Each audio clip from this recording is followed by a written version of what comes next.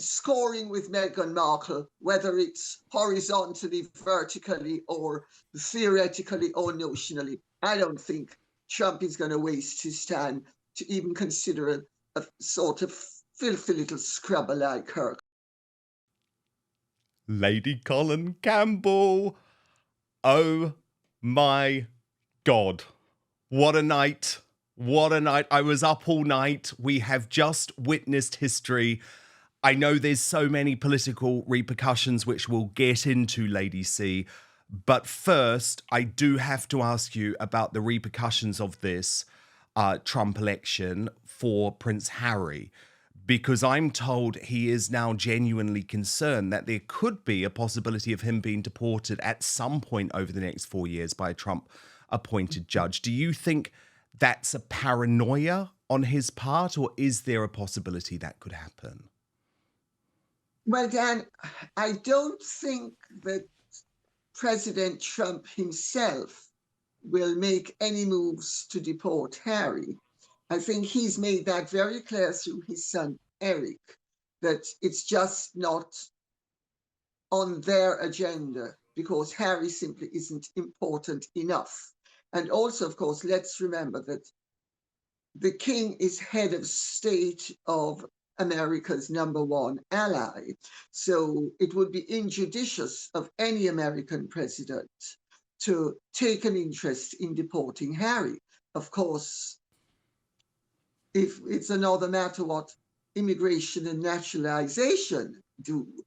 And there is every possibility that down the line, that yes, some judge, because remember, the judiciary is independent of the executive, and as it ought to be, and in fact, as it's supposed to be in this country, although I will hasten to add that I noticed that Keir Starmer instructed the judges to issue substantive sentences against the Southport protesters, and they accepted his instructions, ignored all of the guidelines that they're supposed to be using in sentencing.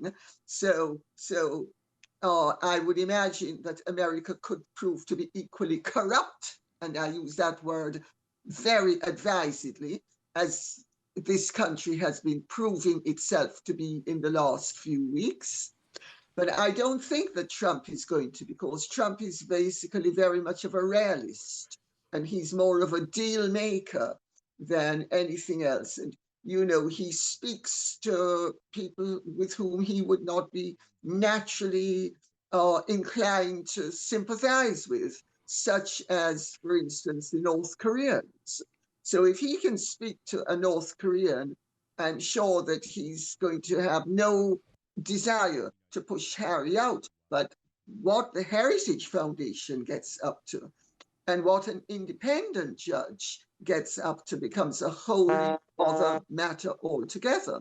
And I would not be surprised if Harry finds himself on the thin end of a wedge. So I don't think it's paranoia, although Harry is paranoid. He exhibits all the signs of paranoia, including overweening self-importance and, you know, finding that people are attacking him when nobody's attacking him.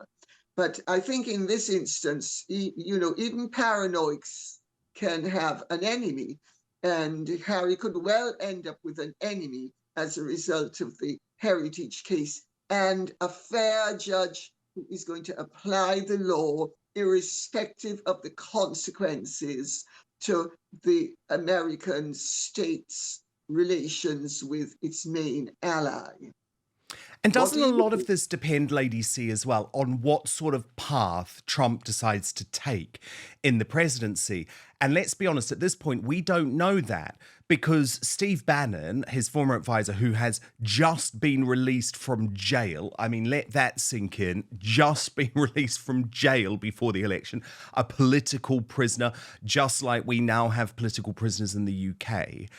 He was advocating overnight for Trump to take a very, very harsh approach with his enemies. He wants revenge. He was very, very clear about that. And we don't know for sure that Trump is going to take that approach. But what we do know is that Meghan Markle is one of Trump's sworn enemies. Lady C, he cannot stand her.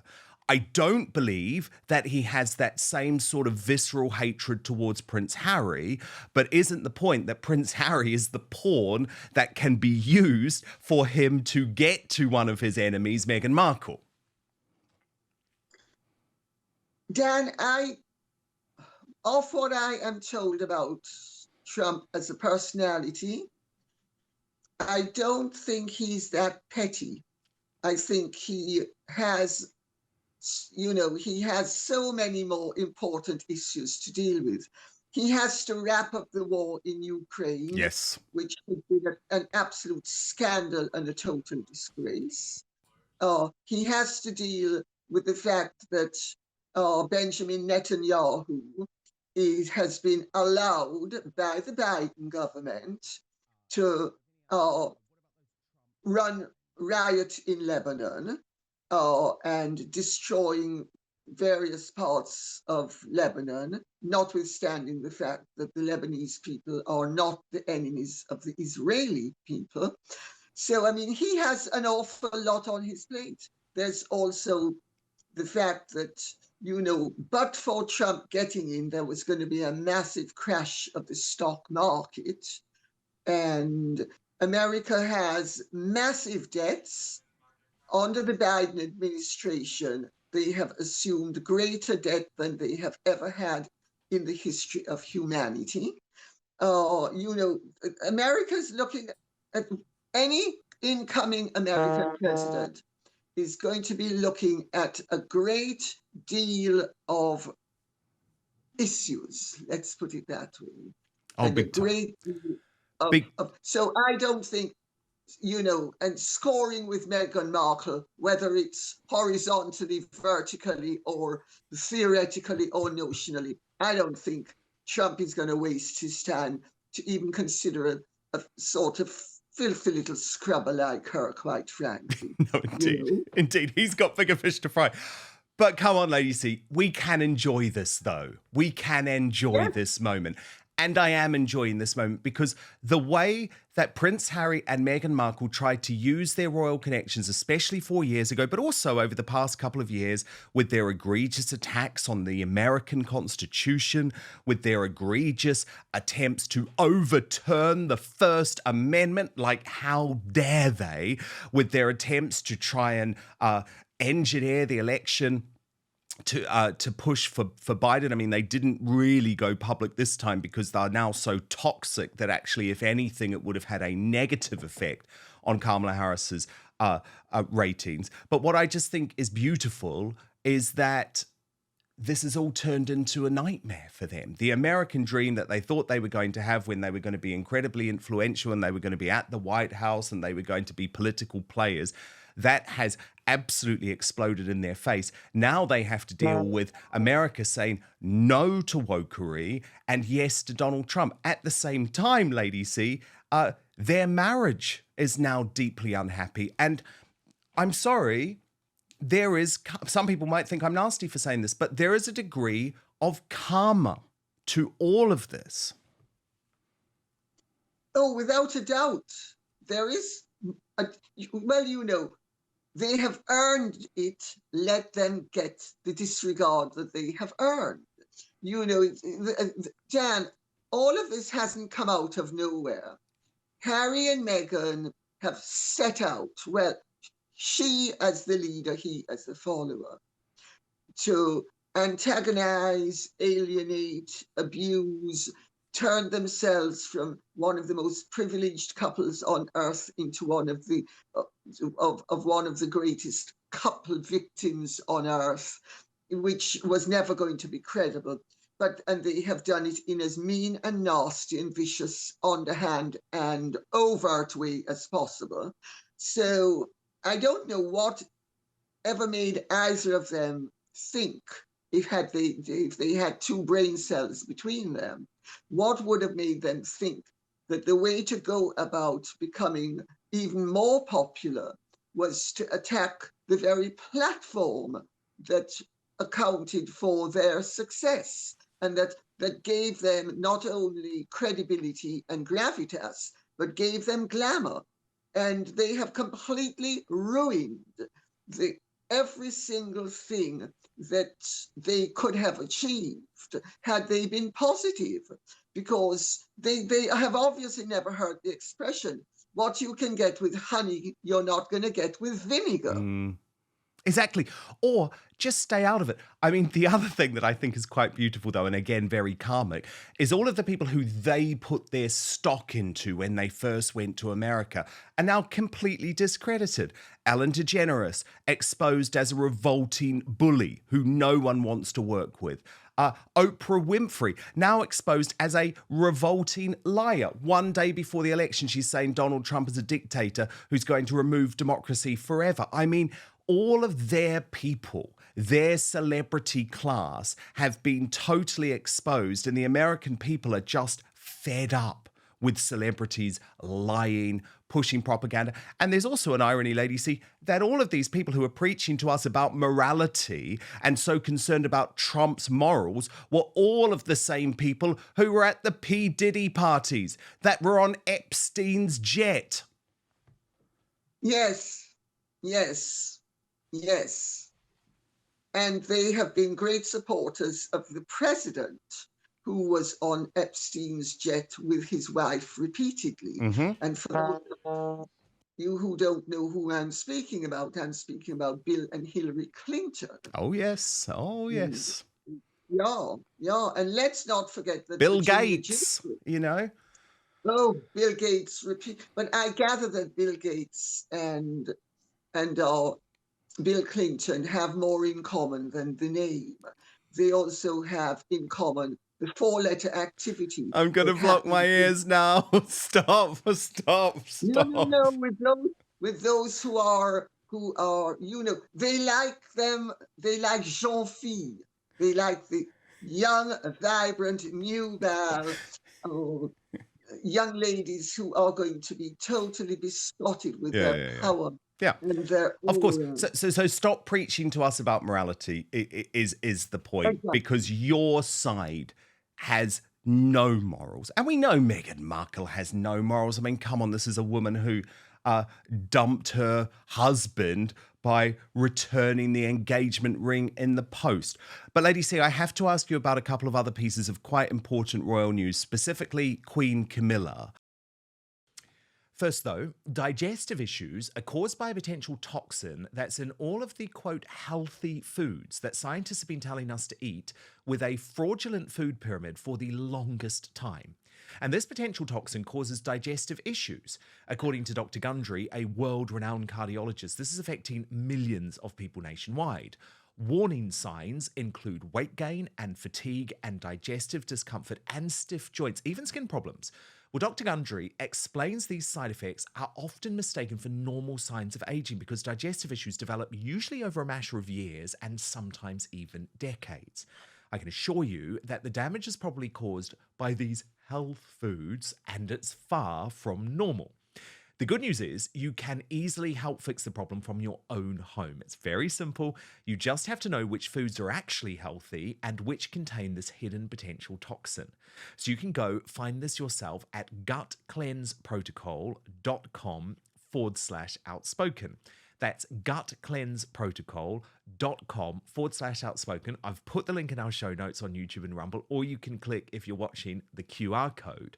Because after years of research, Dr. Gundry has decided to release an informative video to the public, free and uninterrupted, showcasing exactly which foods you need to avoid. Go find that video at gutcleanseprotocol.com/outspoken and click on the link in the description below. Forced to pull out of tomorrow's field of remembrance with a chest infection. Buckingham Palace say the Queen is currently unwell with a chest infection for which her doctors have advised a short period of rest. With great regret, Her Majesty has therefore had to withdraw from her engagements for this week, but she very much hopes to be recovered in time to attend this weekend's remembrance event. She apologises to all those who may be inconvenienced or disappointed. She's currently resting privately at home. Now, look, Lady C, I know usually you would just say, okay, it's just a chest infection, but you can understand why I'm, you know, everything's just a bit heightened in terms of illness within the royal family at the moment. And the fact that Camilla is pulling out of an engagement, she has had quite a lot of health concerns. She likes to keep them private. Do you think we should be worried at all? Not particularly, Dan. Okay, good. Remember, Camilla was a lifelong smoker. Camilla is 2 years older than I am, and I gave up smoking in 1982. She only gave it up quite recently. So, you know, she will be suffering for the rest of her life the consequences of being a lifelong smoker. And of course, then smoking plays havoc with your pulmonary system, and it makes you more prone to pulmonary conditions, including chest infections. So I don't think it's anything particularly serious. But of course, a chest infection can become very serious very rapidly if it is not attended to. So they need to have a period of rest and recuperation. Otherwise, she's begging for problems. Yes, and we don't want that. Of course, we don't want that. And our lovely Catherine, Princess of Wales, getting closer to God during her cancer battle. Now, this is a revelation from Robert Hardman's new book, which has been serialized in the Daily Mail this week. Now, the book is predominantly about Charles as king, but it, of course, does feature the intersection of Catherine's cancer diagnosis. And Robert Hardman reports that Catherine has become more interested in her faith after being diagnosed with cancer and undergoing chemotherapy. A friend of the family who attends church told Hardman, I would say that things are more hopeful there. And of course, this is because William, we know, not a religious man at all, which is slightly interesting, given he's going to be the head of the Church of England. And the book says of William, he is a thoroughly modern young man, and he gets embarrassed by certain aspects of ceremonial and religion. So, look, it makes sense, doesn't it? Catherine has been religious in the past, Lady C, but I guess it makes sense you go through something like that, you turn much more to your faith.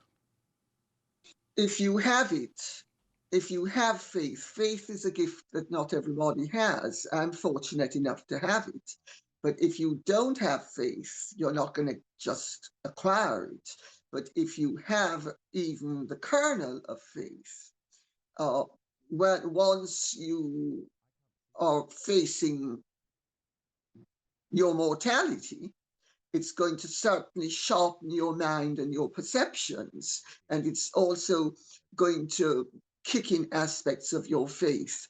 But, you know, there are scientific studies that have been done recently that suggest that there is not only the material world in the physical world, and you also have brain power, but there is another dimension, which is the spiritual dimension. Well, any philosopher who knows who's worth their salt will have understood that basically the human being consists of what Gurdjieff called 4 elements, you know, physical, emotional, intellectual, and spiritual. And, you know, when you are facing something terribly severe, it's perfectly natural, if you have faith, for your faith to crystallize, and it becomes something that buoys you throughout life. And also it's something that's going to buoy you as you possibly approach your maker, because let's not forget that that's something of a possibility, especially when you're young and have cancer. I mean, the fact that Catherine has had her cancer treatment halted at this point doesn't mean that she's cured. It hopefully means that she might be cured. But, you know, but you don't really know for 5 years, do you really? Well, I'll tell you, you sometimes don't know even after 5 years. a great friend of mine in Scotland, she had breast cancer, and one day after her 5-year mark, she discovered it had gone to her other breast, and she was dead within 18 months. God. So, the 5-year mark is just a notional thing. And so of course, Catherine is going to be, and she's sensible, she's intelligent, and